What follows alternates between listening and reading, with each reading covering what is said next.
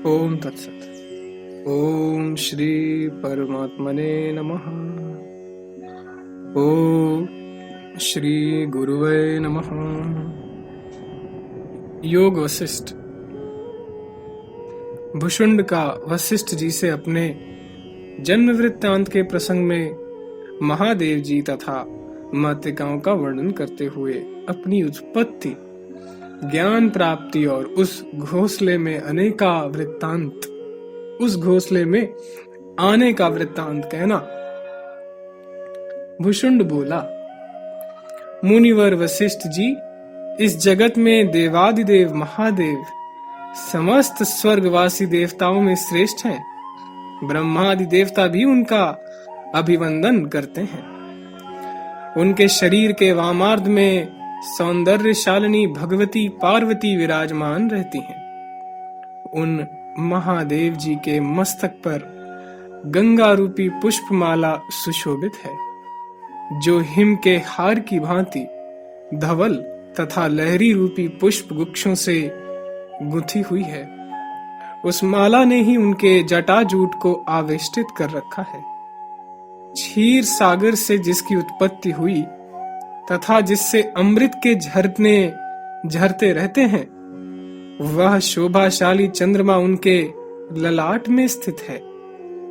उस चंद्रमा के अनवरत अमृत प्रवाह से अभिषिक्त होने के कारण जिसकी विषैली शक्ति शांत होकर अमृत स्वरूपिणी हो गई है तथा जिसका वर्ण इंद्रनील मणि के श्याम के समान श्याम है, वह कालकूट विष उनके कंठ में आभूषण के समान सुशोभित है।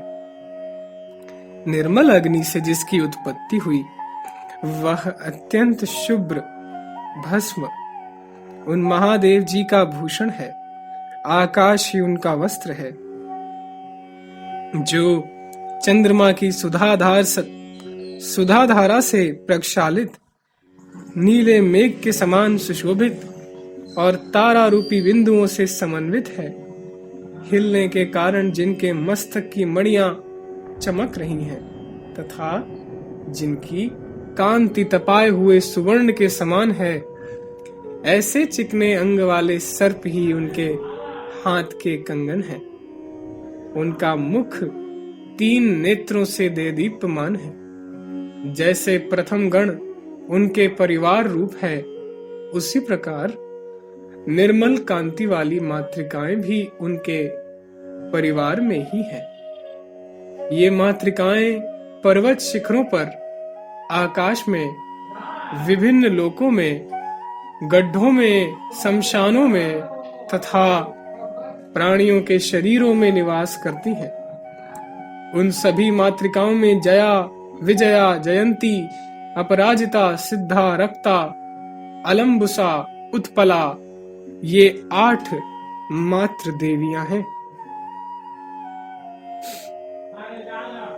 शेष माताएं इन्हीं 8 का अनुगमन करती हैं। दूसरों को मान देने वाले मुनीश्वर उन महामहिमशालिनी मातृकाओं में माता अलम्बुसा अत्यंत विख्यात है। उनका वाहन कौवा है।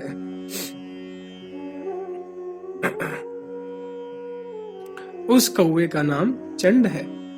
वह इंद्रनील पर्वत के समान नीला है तथा उसके ठोर की हड्डी वज्र के समान कठोर है। एक समय की बात है, भयंकर चेष्टा वाली तथा अष्ट सिद्धियों से संपन्न वे सभी मातृकाएं किसी कारणवश आकाश में इकट्ठी हुई। वहां उन सब का एक महोत्सव हुआ, जो नाच गान आदि से अत्यंत मनोहर था। उस उत्सव में ब्राह्मी देवी के रथ में जुतने वाली उनकी दासी हंसियां और अलम्बुसा देवी का वाहन चंड नामक कौवा, ये सभी आकाश प्रदेश में एकत्र होकर नृत्य करने लगे। इस प्रकार साथ साथ नाचने के कारण वाय 7 कुल हंसियों का वल्लभ हो गया। फिर तो उसने क्रमशः प्रत्येक हंसी के साथ रमण किया, जिससे वे ब्राह्मी शक्ति के रथ की हंसियां गर्भवती हो गईं। मुनीश्वर तब उन हंसियों ने ब्रह्मी देवी से अपना वृत्तांत यथार्थ रूप से कह सुनाया। इस पर ब्रह्मी देवी ने कहा, पुत्रियों, इस समय तुम लोग गर्भवती हो गई हो, इसलिए मेरा रथ वहन करने में समर्थ नहीं हो, अतः अब तुम लोग स्वेच्छानुसार विचरण करो। इस प्रकार ब्राह्मी देवी दया परवश हो गर्भ के कारण अलसाई हुई उन हंसियों से ऐसा कहकर सुखपूर्वक निर्विकल्प समाधि में स्थित हो गई। तदनंतर समय आने पर उन हंसियों ने 21 अंडे दिए। मुने, इस प्रकार उन अंडों से ये हम लोग 21 भाई चंड के पुत्र रूप में कौवे की योनि में उत्पन्न हुए।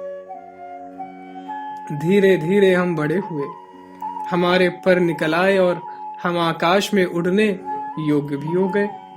जब भगवती ब्राह्मी समाधि से विरत हुई, तब हम लोगों ने अपनी माता हंसियों के साथ उन देवी की चिरकाल तक भली भांति आराधना की। तदनंतर उपयुक्त समय आने पर कृपा परवश हुई भगवती ब्राह्मी ने हम लोगों पर ऐसा अनुग्रह किया जिसके फल स्वरूप हम लोग जीवन मुक्त होकर स्थित हैं।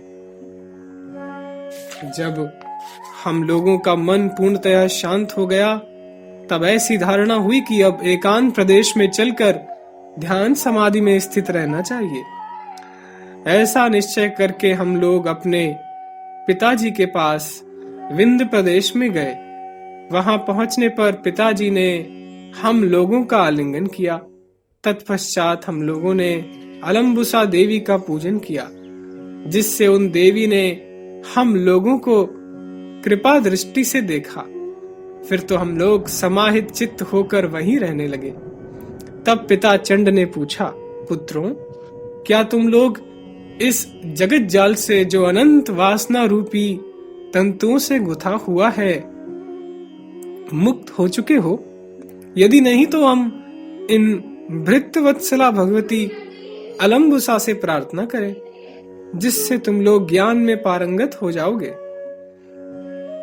कौओं ने कहा, पिताजी, ब्राह्मी देवी की कृपा से हम लोगों को ज्ञेय तत्व का पूर्ण ज्ञान प्राप्त हो चुका है, किंतु अब हमें एकांतवास के लिए किसी उत्तम स्थान की अभिलाषा है।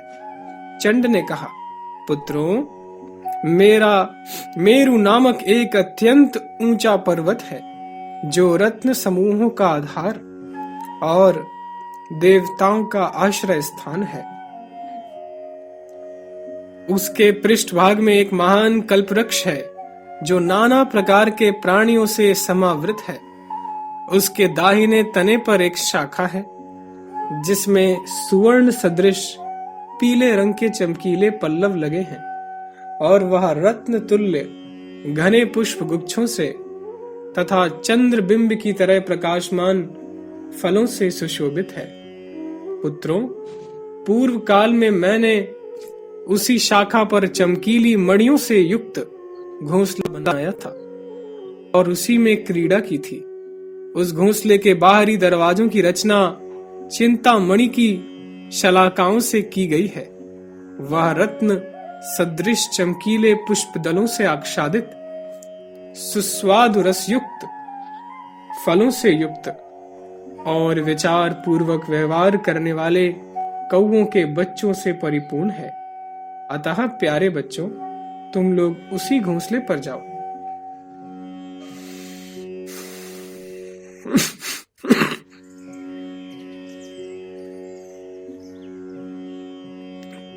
वहां रहते हुए तुम लोगों को पर्याप्त मात्रा में भोग और निर्विघ्न मोक्ष दोनों प्राप्त होंगे। मुनिवर, यूं कहकर हमारे पिता ने हम लोगों का चुंबन तथा आलिंगन किया। तब हम लोग भगवती अलम्बुसा और पिताजी के चरणों में अभिवादन करके अलम्बुसा के वास स्थान उस विंध्य प्रदेश से उड़ चले। फिर तो क्रमशः आकाश को लांघकर और मेघों के कोटरों से निकलकर पवन लोक में जा पहुंचे। वहां हम लोगों ने आकाशचारी देवों को प्रणाम किया।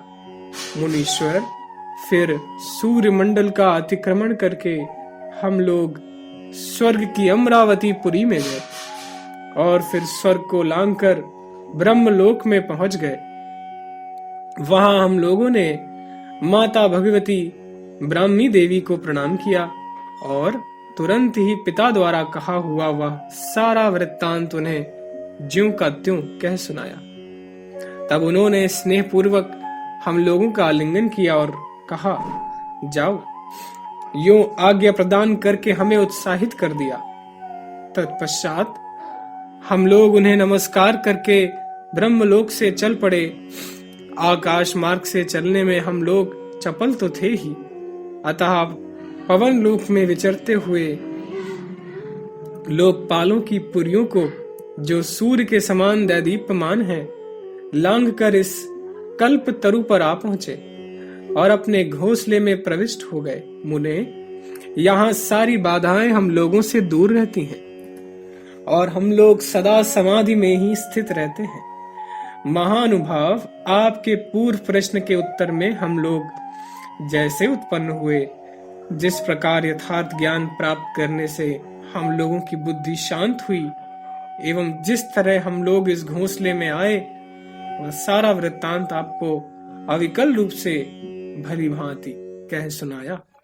ओम तत्सत, ओम तत्सत, ओम तत्सत।